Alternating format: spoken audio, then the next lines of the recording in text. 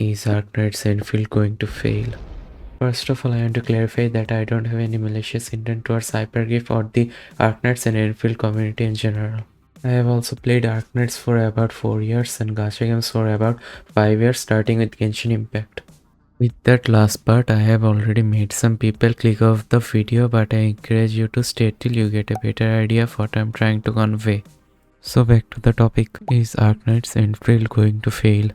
Well, to answer that question, I have to first clarify in which way Enfield is going to fail. Of course, I can generalize and give an answer to that, which I will be giving anyway at the end of this video, and most of you will just skip to the end now. Now for the 4 viewers who are still with me, I will be dividing the aspects Enfield or other gacha games might fail at. 1. Presentation and advertisement. 2. Gameplay. 3. Player retention. 4. Monetization. There are more aspects to a success of a game, but these 4 are the key factors that established major names like Hoyoverse, whom unfortunately mastered the craft of player retention and monetization. So let's start it with presentation and advertisement. Arknights Endfield was first officially announced on March 10, 2022 with a pilot PV released on March 16, 2022 and the multilingual official website going live alongside it, showing pre-registration countdowns and global messaging.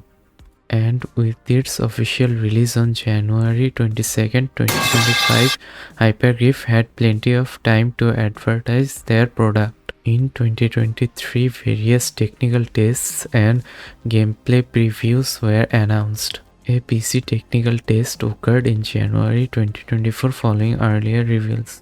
By September 2025, Chinese and global media reported first gameplay demos shown where Enfield's 3D combat and exploration were further revealed.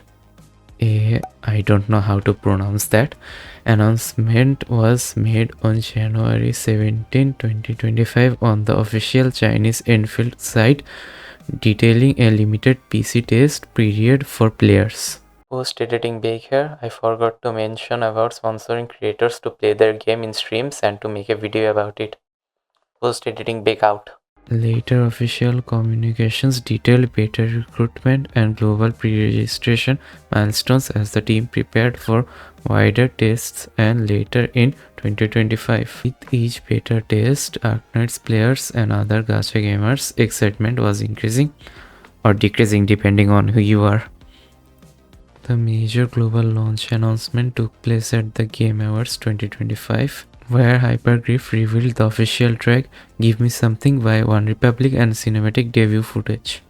Though their global milestone event might have hit a roadblock as of writing, it is at 33.5 million, which is a lot, but it might have been too ambitious. Overall, Arknights did not fail in marketing. Enfield's gameplay can be divided into 4 categories: 1. Combat, 2. Factory, 3. Exploration, 4. Cutscenes or cinematics. With a technical test and 2 public beta tests, Enfield's combat gameplay changed drastically from its initial stage. First, starting with the Xenoblade-like playstyle to a traditional action RPG combat. While player preferences may vary and which might cause a controversy, action RPG style gameplay will attract more players as it is more friendly towards the casual gacha game audience or even the casual gamers who are used to these systems. If you still haven't figured out, this video is about how the public will view Enfield, not by some niche 5 subscriber channels, neurodivergent gacha addict bum. If you want my opinion, then if Enfield's combat is strategic because of its elemental reaction, then Genshin is a better strategic game. If Enfield's combat is strategic because of character synergy and team building, then even Starrel does a okay job. If Enfield's gameplay is strategic because of complexity, then Limbus just mocks every single gacha game. If Enfield's combat is strategic because of its combat resource management like dodges and stamina, then any Souls-like is better than Enfield. Yeah, there was nothing better than Enfield's system on the gacha market, so I had to put that there. Since I haven't played any beta tests, I can't compare the fluidity of the combat to Wuthering Waves, which had the most fluid combat out of all the gacha games I had played. So if you had played the beta test and also Wuthering Waves, let me know in the comment section how their combat compare against each other. With that contingent out of the way, let's talk about the factory. Yeah, it's good. I have nothing more to say other than I get why Tuboro was concerned about the blueprints, cause I am the type of player who would learn the base building from guides just to maximize them according to what I need, just like Arknights base. By the way, I might make a updated base guide for new players, so subscribe to the channel and hit the like button to boost this video on the algorithm. Shameless plug aside, due to the blueprint system, I will just copy some Eastern philosophy and be done with it.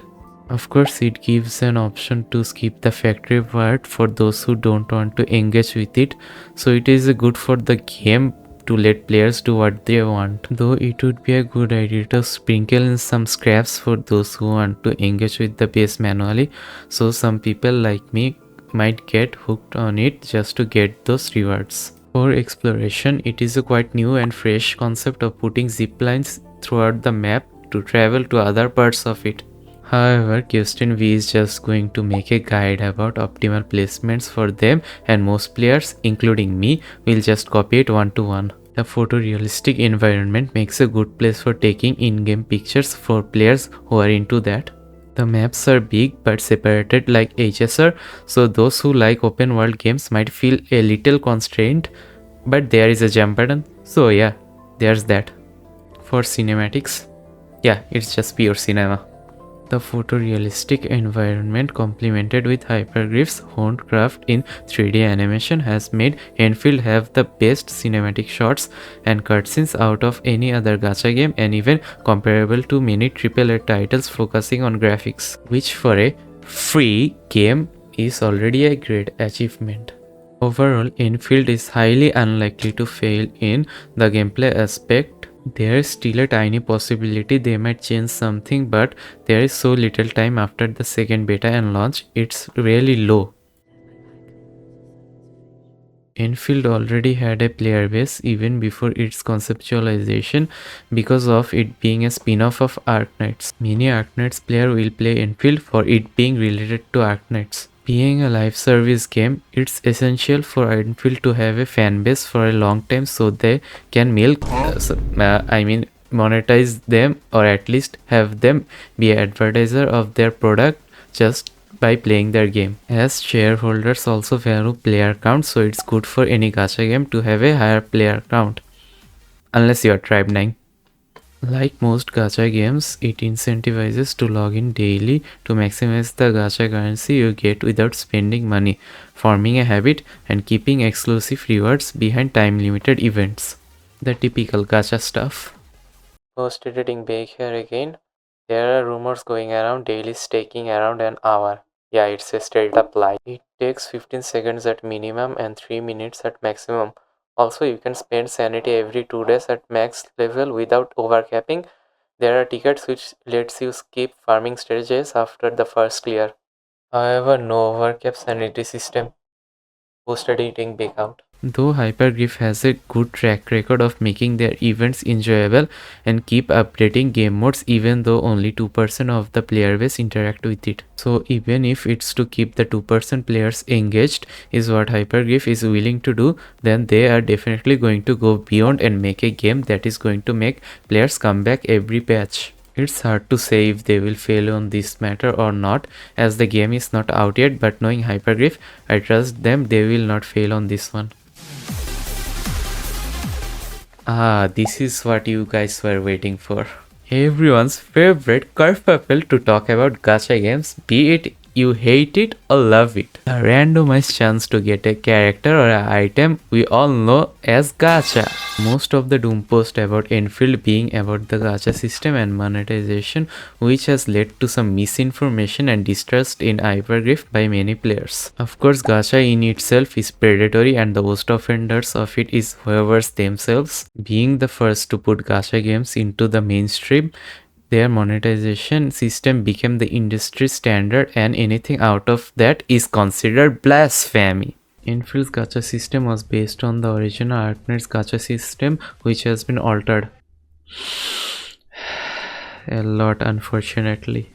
There are many videos where creators have already explained the gacha system like Pixel Tree and its senpai, so I will just be giving a TLDR. Instead of costing 6k currency for a 10 pool, now it costs 5k for a 10 pool. The highest character rarity being 6 stars changed from a 2% to a 0.8%. In Arknights, the spotlight banner is the standard banner or the limited banner, and in Enfield it's the limited headhunting banner. There is a PT of 150 in Arknights and you still need to spark a 6 star after the 150 pulls, while in Enfield after the 120 pulls it just gives you the 6 star character. Arknights standard character always goes into the standard headhunting pool after the debut, but Enfield's character will have less drop rate for 2 subsequent banners after their own banner. The devs did say they will rerun the characters, but we all know what kind of tactic this is. It's understandable why they did this because of higher production costs, but the system is still a downgrade nonetheless. Also, the PT not carrying over may deter some gacha gamers,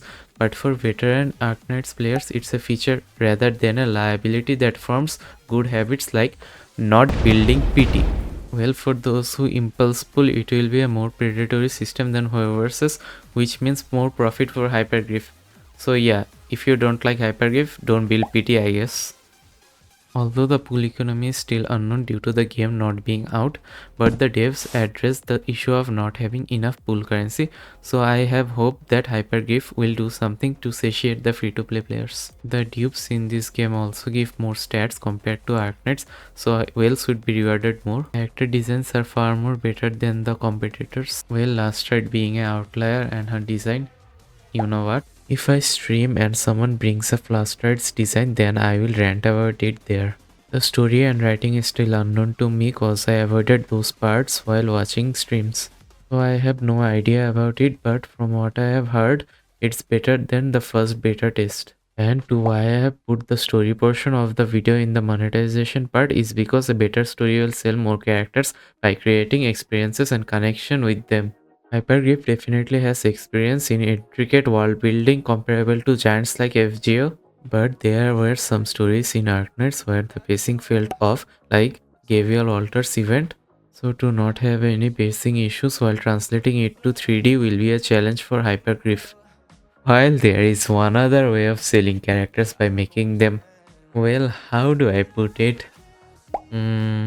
Well endowed, as there goes a saying, sex sells. Instance in the battlefield makes her dangerously good for stirring up people with just a few words, making her the team's most unpredictable source of trouble.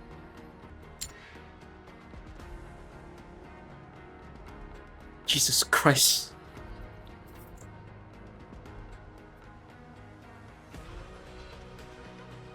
While it's not my cup of tea, if it brings profit, then Hypergrip will do it. But I guess the tweet about Arknights' recent pandering towards horny teenagers will kinda become true.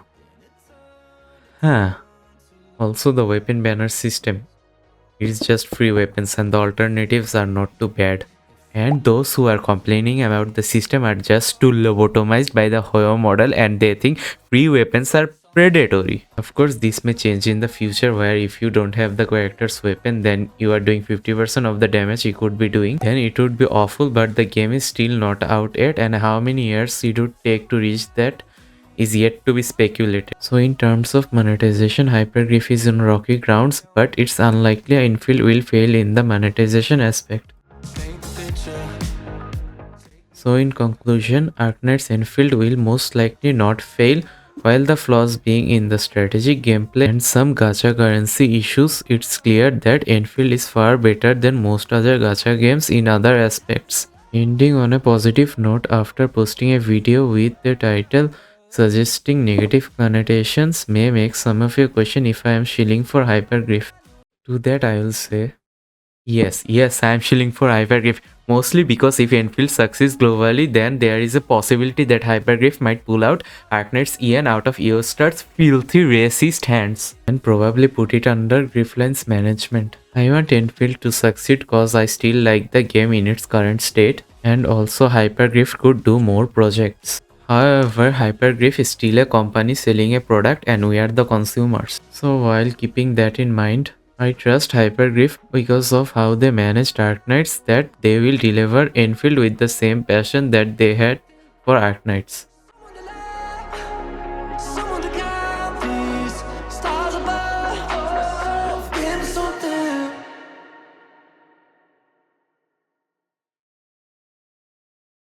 So, some of us are still here. Well, I do have some things to say in this outro. If you guys still have not subscribed yet, subscribe, cause I will be posting a Arknights glazing video and a guide video for new players who will be playing Arknights because of Enfield after a few weeks or even days, depending on my mood of this video going live. So stay tuned for that. Also, I will be going live on 22nd January to livestream Enfield's launch and of course play the game. Other than that, I guess you'll have a good day and stop gooning and do something productive like walking outside maybe. It will at least reset your brain chemistry. With that, see you guys on the next MP4. Goodbye.